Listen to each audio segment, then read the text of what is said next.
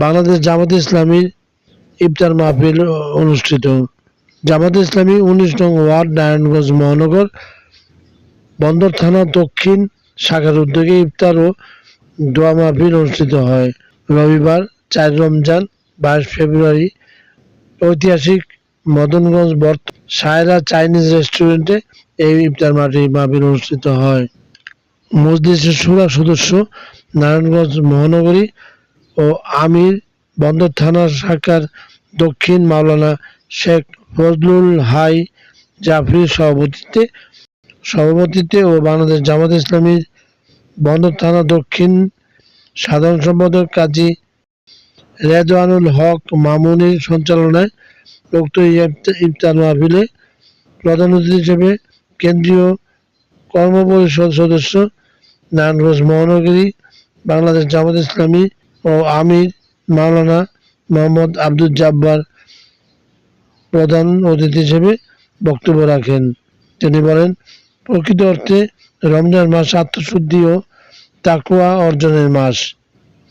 পবিত্র আল কোরআন নাজিলের এই মাস একজন মুমিনের প্রধান দায়িত্ব হলো আল্লাহর প্রতি সন্তুষ্ট অর্জনে নিজেকে উৎসর্গ করা এবং আত্মমানবতার সেবায় এগিয়ে আসা। আমাদের সমাজে সাম্য, ন্যায় বিচার ও মানবিক মূল্যবোধ প্রতিষ্ঠা অর্জনের সবাইকে ধৈর্য ধারণ এবং সংযম হওয়ার আহ্বান জানান।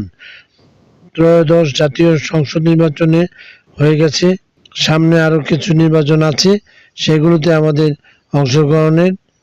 অংশগ্রহণ করে বিজয়ী হয়ে আসতে পারি, সেজন্য সবার সহযোগিতা কামনা করছি। বিশেষ অতিথি হিসেবে উপস্থিত ছিলেন বন্দর ফাজিল মাদ্রাসার সহকারী প্রিন্সিপাল ও জামায়াতে জামাতে ইসলামী বন্দর থানার নায়েবে আমির মাওলানা শহীদুল ইসলাম, ১৯ নং ওয়ার্ড সভাপতি মাওলানা গোলাম আহাদ, বাবুল হোসেন এবং মোহাম্মদ কাউসার জাহান, সাধারণ সম্পাদক হেলাল উদ্দিন, বাদল, কাউসার আহমেদ, দীপু সহ অনুষ্ঠানে আর গণ্যমান্য ব্যক্তিবর্গ উপস্থিত ছিলেন। আলোচনা শেষে জাতি ও মুসলিম উম্মার কল্যাণ কামনায় বিশেষ মোনাজাত পরিচালনা করা হয়। উপস্থিত সকলের মাঝে ইফতার পরিবেশন করা হয়। Shakir Ahmed Bappi, M news BD, ১৯ নং ওয়ার্ড, বন্দর, নারায়ণগঞ্জ।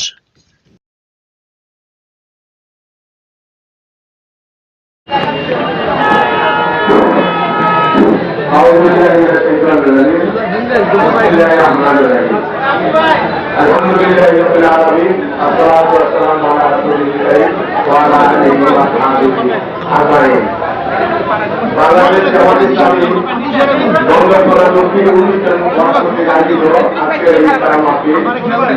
আপনারা জানেন, এই ইফতার মাহফিলের প্রধান অতিথি হিসেবে উপস্থিত থাকবেন আমাদের প্রান্তীয় কেন্দ্রীয় কর্মপরিষদের অন্যতম সদস্য ও ছাত্র শিবিরের কেন্দ্রীয় সভাপতি, আজকের নারায়ণগঞ্জ মহানগরের সম্মানিত আমির মাওলানা আব্দুল জব্বার ভাই,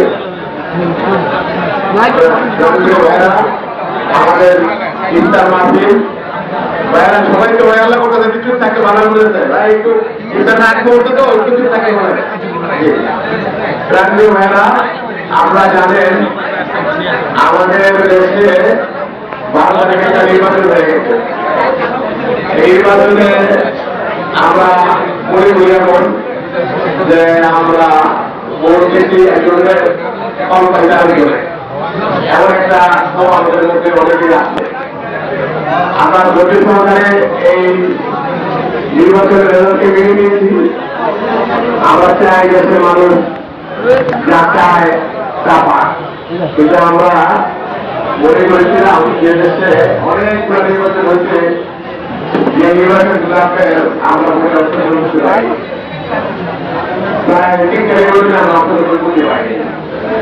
তো এই নির্বাচনে আমরা অংশগ্রহণ করেছি, ভোট দিয়েছি, আমাদের ভোট দিয়েছি। আমাদের মনে হয় এটা নির্বাচিত হয়েছে, কিন্তু রেজাল্টটা আপনাদের কেমন হচ্ছে না? আপনারা কি বলেন?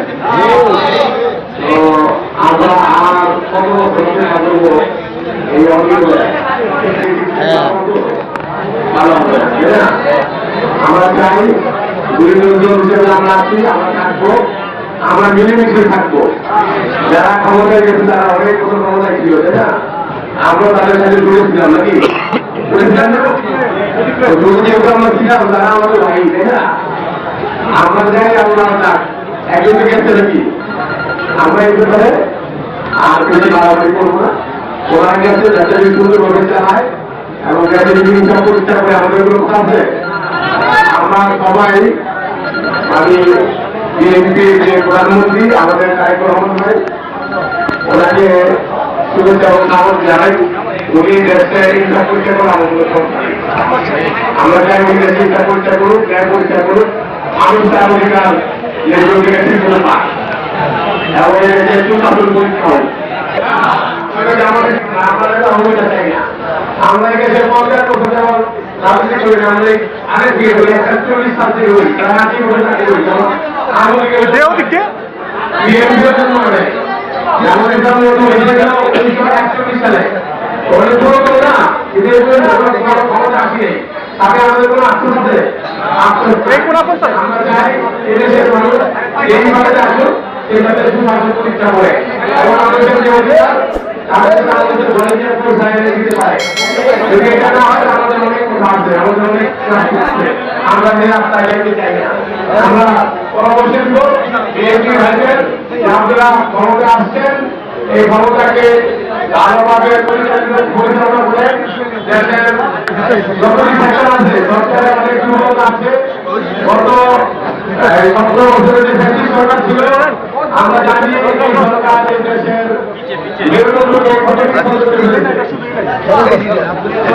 আমরা ন্যায় পরিচালনার মাধ্যমে এই দেশের মানুষের আমাদের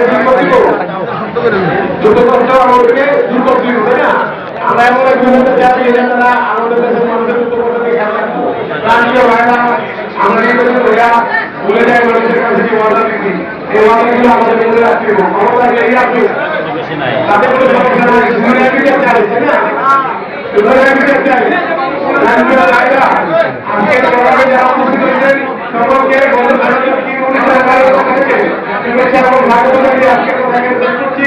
এখন আমাদের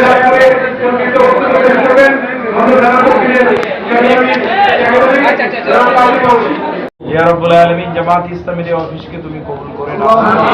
এই অফিসের মাধ্যমে এই এলাকায় ইসলামের আলো ছড়িয়ে দেওয়ার তৌফিক দান করো।